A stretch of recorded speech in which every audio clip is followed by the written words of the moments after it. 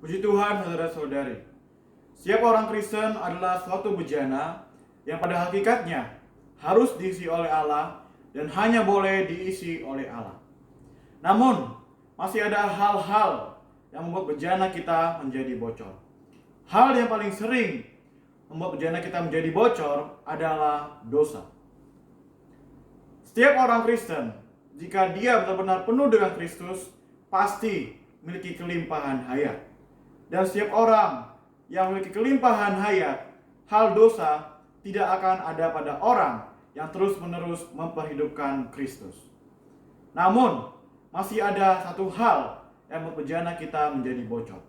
Hal ini sering kita lakukan, namun kita merasa biasa-biasa saja terhadap perkara ini.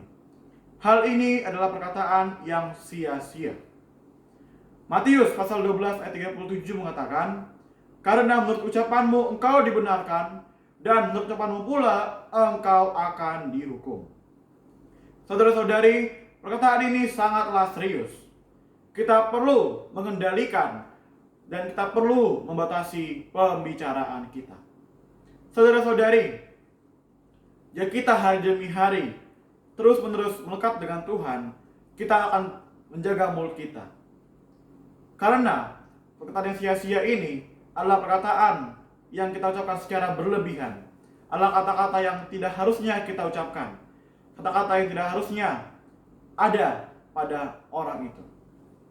Saudara-saudari, kita perlu menjaga mulut kita. Kiranya Tuhan bisa mengukur mulut kita agar mulut kita bisa dikuduskan.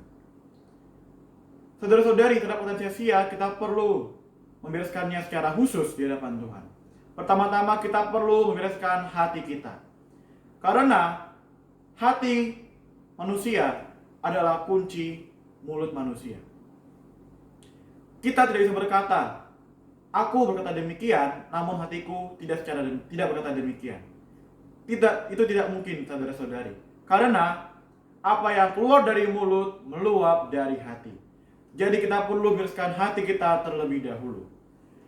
Saudara-saudari, kita juga harus membereskan mulut kita. Karena satu sumber mata air tidak bisa mengeluarkan dua macam air. Satu sumber mata air hanya bisa mengeluarkan satu macam air saja. Demikian juga halnya dengan mulut. Mulut kita hanya bisa mengeluarkan satu macam perkataan. Terhadap perkataan yang sia-sia, kita harus segera membereskannya di hadapan Tuhan. Karena jika tidak demikian, maka dari bejana itu akan masuk segala hal yang tidak harusnya masuk dalam bejana itu. Dan akan keluar apa yang seharusnya tidak keluar dari bejana itu.